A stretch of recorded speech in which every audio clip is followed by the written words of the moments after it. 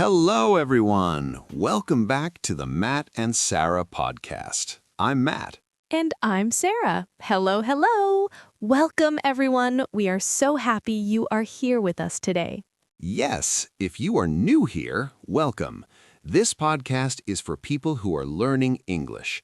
We speak slowly and clearly so you can understand everything. That's right, Matt. We want you to feel comfortable. Don't worry if you don't understand every single word. Just keep listening. Little by little, you will improve. Exactly. And today we have a very important topic. It is something every English learner needs to know. Oh, yes. I love today's topic. Matt, can you tell them what we are talking about today? Of course. Today we are going to talk about how to talk about yourself in English. Yes, this is so useful. Think about it. When you meet someone new, what is the first thing you do? You introduce yourself. You tell them your name, where you are from, what you do, things like that. Absolutely. So today we are going to learn the most important phrases and questions for talking about yourself. We'll go step by step, nice and slow. Perfect. Let's start from the very beginning. Okay, so the first thing when you meet someone new, you say your name. Simple, right? But let's practice the phrases. Right. So the most common way to introduce yourself is, my name is. For example, I say, my name is Sarah. Easy. Yes, and another very common way, especially in conversation, is I'm. So you can say, I'm Matt. It's shorter, and people use this a lot in everyday English. Both are correct. My name is Sarah, or I'm Sarah. You can use either one. Now, when you meet someone, you also want to ask their name, so you can say, what is your name? Or more informally, what's your name? What's is the short form of what is. And there is another very natural way to ask, what do I call you? Or sometimes people say, and you are, with a rising voice at the end, like a question. Great point. So let's do a quick practice. Sarah, pretend we just met for the first time. Go. Oh, okay. Hi there. My name is Sarah. What's your name? Hi, Sarah. I'm Matt. Nice to meet you. Nice to meet you too, Matt. See how easy that was? Nice to meet you is a very, very common phrase. When you meet someone new, you say, nice to meet you. And the other person replies, nice to meet you too. Yes, remember that. Nice to meet you and nice to meet you too. Very important. Okay, moving on. After you say your name, people often ask where you are from. This is very common, especially when you meet someone for the first time. Right. So the question is, where are you from? And your answer is, I am from plus the name of your country or city. For example, I am from Brazil or I am from Mexico City. You can also say, I'm from. Remember, I'm is the short form of I am. So, I'm from the United States or I'm from Japan. Another way to say this is I come from. So I come from France. It means the same thing. Now, sometimes people want to be more specific. They say the city and the country. For example, I'm from Sao Paulo in Brazil, or I'm from Tokyo in Japan. That's a great tip. It helps people know exactly where you're from, especially if they don't know your country well. Okay, let's practice again. Sarah, where are you from? I'm from a small city in California. What about you, Matt? Where are you from? I'm from New York. It's a big city, very busy, very exciting. Oh, nice. I love New York. See? That's a very natural conversation. Short, simple, and friendly. Yes, and notice how Matt asked me back, what about you? That's a great phrase to remember. When someone asks you a question, you can answer and then say, what about you, to ask them the same question. Excellent point, Matt. What about you?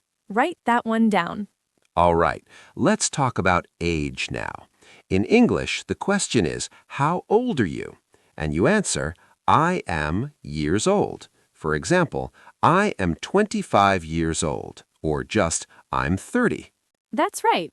In casual conversation, people often drop years old and just say the number, like, I'm 28. It sounds very natural. Now, this is a cultural point.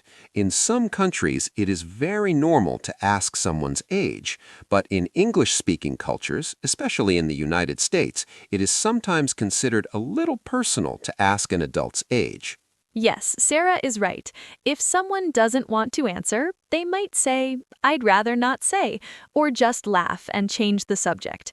But for English learners, just knowing how to say your age is important. Exactly. So the key phrases are, how old are you? And I am years old. Simple. Let's practice. Sarah, how old are you? Ha, Matt. I'm going to say I'd rather not say. Just kidding. Let's say 28 for today.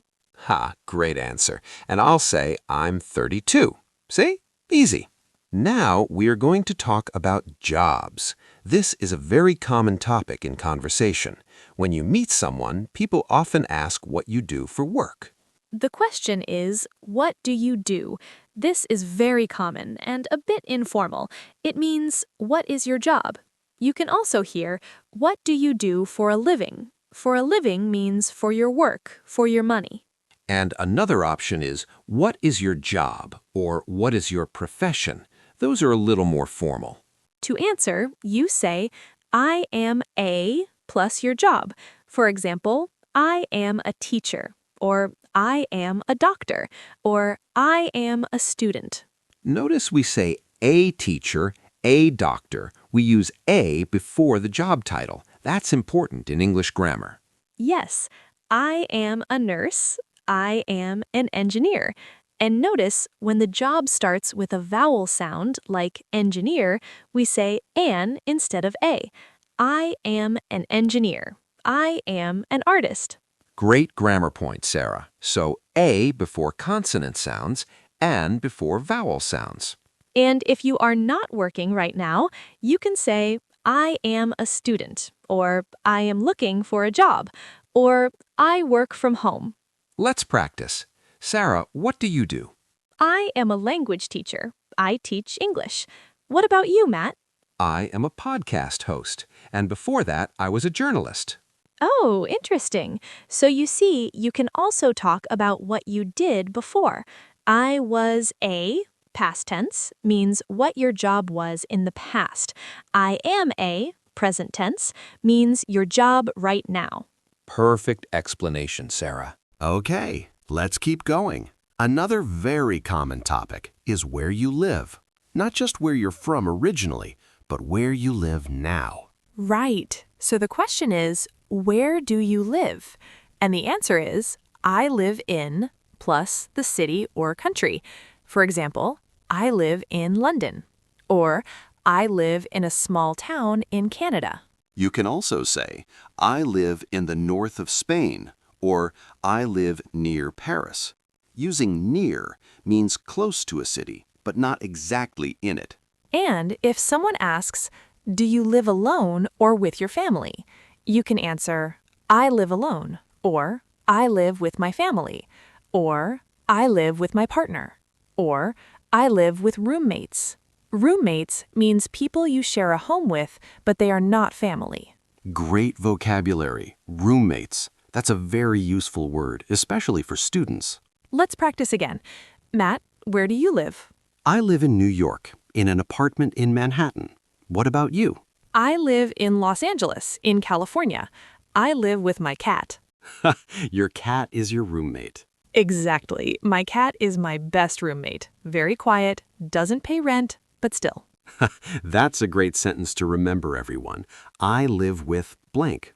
And then you fill in the blank.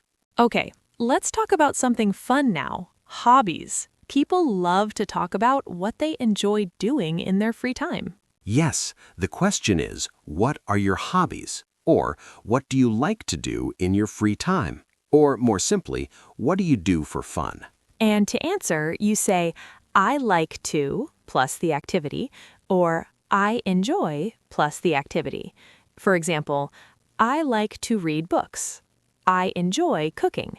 I love watching movies. Notice the small grammar difference. After I like to, we use the base verb, I like to read.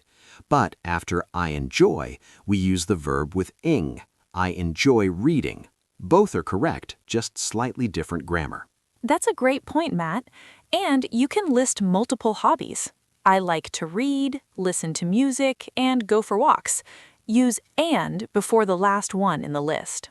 Some common hobbies in English are reading, cooking, hiking, swimming, watching TV, playing sports, drawing, painting, gardening, playing video games, traveling. So many good ones. Let's practice. Matt, what do you like to do in your free time? I love running in the morning, and I really enjoy cooking on weekends. What about you, Sarah? I love reading, especially novels. And I also enjoy yoga. It helps me relax. Great answers. Notice how Sarah said, "It helps me relax." She gave a reason. Adding a reason makes your conversation much more interesting. Yes, don't just say, I like reading. Add more. Say why you like it. I like reading because it's relaxing. Or, I enjoy cooking because I love food. Perfect tip, Sarah. I like because, a very useful sentence structure.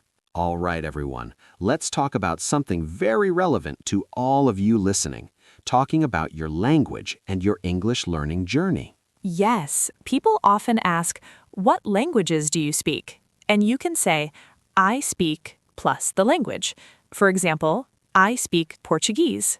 Or, I speak Spanish and a little English. A little is a great phrase. It means not much, but some. So, I speak a little English, it's honest and humble, and people appreciate that. You can also say, I am learning English. Or, I am studying English. Or, my native language is Spanish. Native language means the language you grew up speaking. And if you don't understand something, you can say, I'm sorry, can you repeat that? Or, can you speak more slowly, please? These are so important to know. Yes, don't be embarrassed to ask. Native speakers are usually very happy to help. Just be polite and say please. Okay, let's do a little practice. Imagine you're at a party and someone asks you about your English. Sarah, you start. Sure. So, hi, are you from here? No, I'm from Brazil. I'm visiting. Oh, wow, your English is really good. How long have you been learning? Thank you. I've been learning for about 2 years. I still make mistakes, but I'm practicing every day. That's amazing. Keep it up. And notice I used a great phrase. I'm practicing every day. This shows commitment, effort. People love hearing that you're working hard. And keep it up is a phrase that means continue doing that. You're doing great. It's very encouraging. Okay, everyone, now let's put it all together. We are going to do a full self-introduction. This is what you can say when you meet someone for the first time. Yes. Matt, why don't you go first? Give us a complete introduction. Sure, here we go. Okay. Hi, my name is Matt. I'm from New York in the United States. I'm 32 years old. I work as a podcast host. I live in Manhattan in a small apartment. In my free time, I love running and cooking. I also speak a little Spanish. I'm still learning. Nice to meet you. Perfect. That was wonderful. Clear, simple, and complete. Now let me try. Hello, my name is Sara. I come from California in the United States. I'm a language teacher and I really love my job. I live with my cat. I enjoy reading, yoga, and traveling. My native language is English, but I also speak some French. Nice to meet you. Excellent. Both of those introductions used everything we learned today. Your name, where you're from, your age, your job, where you live, your hobbies, and your languages. And you can mix and match. You don't have to say everything every time. In some situations, you say more. In others, you say less. It depends on the context. Exactly. If you're at a business meeting, you focus on your job and your background. If you're at a party, you talk more about hobbies and fun things. Great point. Read the situation and adjust. That's what native speakers do too. Let's do a quick vocabulary review before we finish. I'll say the question, and Sarah will give the phrase to answer. Ready? Ready. What is your name? My name is, or I'm. What is your country? I'm from, or I come from. How old are you? I am years old, or I'm. What do you do? I am a. Remember to use a or an. Where do you live? I live in. What do you like to do in your free time?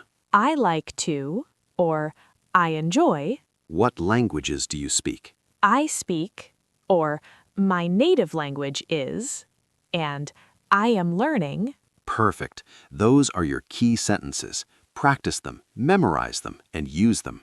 Before we finish today, let's give our listeners some practical tips for practicing these phrases. Great idea. Tip number 1. Write your own introduction. Take out a piece of paper and write a paragraph about yourself using all the phrases we learned today. Write it in English. Tip number 2, say it out loud. Read your introduction out loud. Don't just read it with your eyes, use your voice. This helps your pronunciation and your confidence. Tip number 3, practice with a friend. If you have a friend or classmate who is also learning English, practice introducing yourselves to each other. Make it fun. Tip number 4, record yourself. Use your phone and record your voice introducing yourself in English. Then listen. Does it sound clear? Is your pronunciation good? This is a very powerful technique. And tip number 5, don't be afraid to make mistakes. Every mistake is a lesson. Even native speakers make mistakes sometimes. The important thing is to keep trying. Absolutely. Progress, not perfection. That's the goal. Okay, everyone, we are coming to the end of today's episode. Thank you so much for listening to the Matt and Sarah podcast. Yes, thank you. You are amazing for taking the time to practice your English. We know it takes effort, and we are so proud of you. Today, we learned how to introduce yourself in English. We talked about your name, your country, your age, your job, where you live, your hobbies, and your languages. All very important topics. And remember, the best way to get better at English is to use it every day. A little bit every day goes a very long way. If you enjoyed today's episode, please share it with a friend who is also learning English. That is the best way to support our podcast. And if you have questions, or if there is a topic you would like us to cover in a future episode, let us know. We love hearing from our listeners. All right, until next time, everyone. Keep practicing, keep smiling, and keep learning. Bye-bye. See you next time. You've got this. Take care, everyone. Goodbye.